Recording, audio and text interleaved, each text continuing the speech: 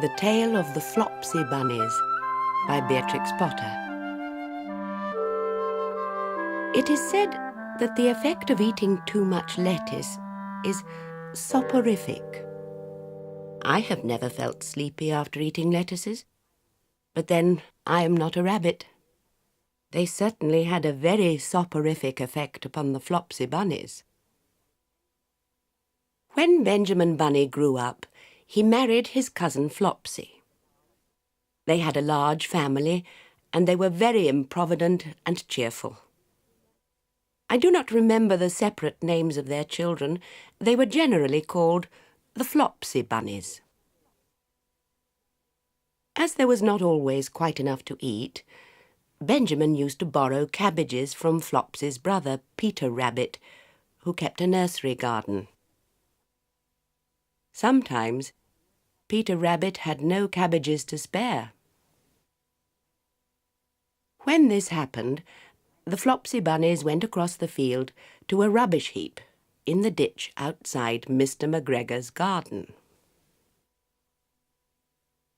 Mr. McGregor's rubbish heap was a mixture. There were jam pots and paper bags and mountains of chopped grass from the mowing machine, which always tasted oily, and some rotten vegetable marrows and an old boot or two.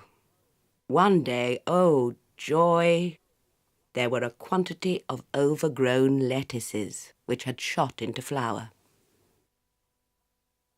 The Flopsy Bunnies simply stuffed lettuces. By degrees, one after another, they were overcome with slumber and lay down in the mown grass. Benjamin was not so much overcome as his children. Before going to sleep, he was sufficiently wide awake to put a paper bag over his head to keep off the flies. The little Flopsy Bunnies slept delightfully in the warm sun. From the lawn beyond the garden came the distant clackety sound of the mowing machine. The blue bottles buzzed about the wall, and a little old mouse picked over the rubbish among the jam pots. I can tell you her name. She was called Thomasina Tittlemaus, a wood mouse with a long tail. She rustled across the paper bag and awakened Benjamin Bunny. The mouse apologized profusely and said that she knew Peter Rabbit. While she and Benjamin were talking, close under the wall, they heard a heavy tread above their heads, and suddenly Mr. McGregor emptied out a sackful of lawn mowings right upon the top of the sleeping Flopsy Bunnies. Benjamin shrank down under his paper bag. The mouse hid in a jam pot. The little rabbits smiled sweetly in their sleep under the shower of grass.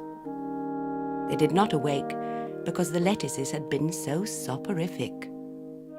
They dreamt that their mother, Flopsy, was tucking them up in a hay bed.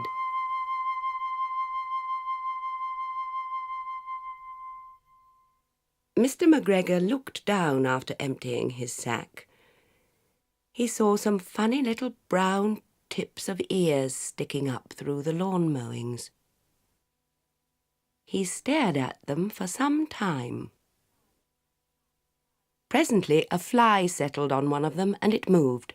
Mr. McGregor climbed down onto the rubbish heap. 1, 2, 3, 4, 5, 6 little rabbits, said he as he dropped them into his sack. The Flopsy Bunnies dreamt that their mother was turning them over in bed. They stirred a little in their sleep, but still they did not wake up.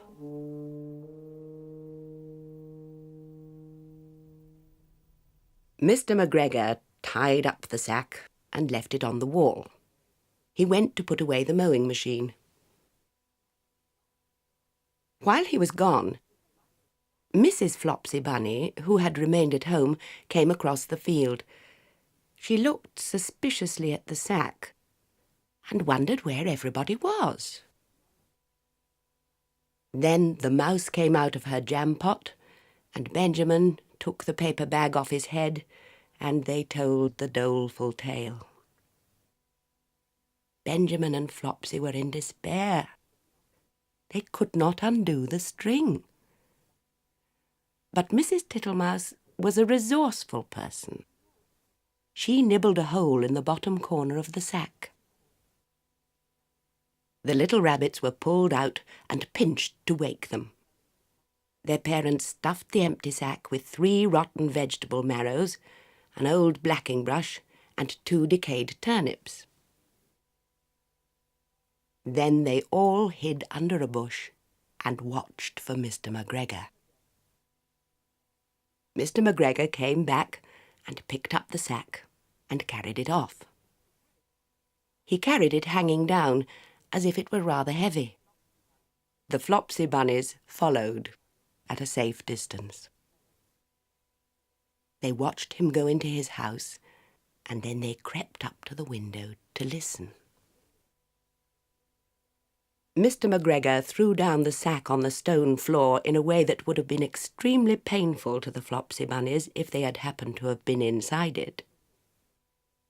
They could hear him drag his chair on the flags and chuckle. 1, 2, 3, 4, 5, 6 little rabbits, said Mr. McGregor. Eh? What's that? What have they been spoiling now? Inquired Mrs. McGregor. 1, 2, 3, 4, 5, 6 little fat rabbits, repeated Mr. McGregor, counting on his fingers. 1, 2, 3... Oh, don't you be silly. What do you mean, you silly old man? In the sack. 1, 2, 3, 4, 5, 6, replied Mr. McGregor. The youngest Flopsy bunny got upon the windowsill. Mrs. McGregor took hold of the sack and felt it. She said she could feel 6, but they must be old rabbits, because they were so hard and all different shapes. Not fit to eat, but the skins will do fine to line my old cloak. Line your old cloak, shouted Mr. McGregor. I shall sell them and buy myself baccy. Rabbit tobacco. I shall skin them and cut off their heads. Mrs. McGregor untied the sack and put her hand inside. When she felt the vegetables, she became very, very angry. She said that Mr. McGregor had done it o' purpose. And Mr. McGregor was very angry too. One of the rotten marrows came flying through the kitchen window and hit the youngest Flopsy bunny. It was rather hurt. Then Benjamin and Flopsy thought that it was time to go home. So Mr. McGregor did not get his tobacco, and Mrs. McGregor did not get her rabbit skins. But next Christmas, Thomasina Tittlemouse got a present of enough rabbit wool to make herself a cloak and a hood and a handsome muff and a pair of warm mittens. The end.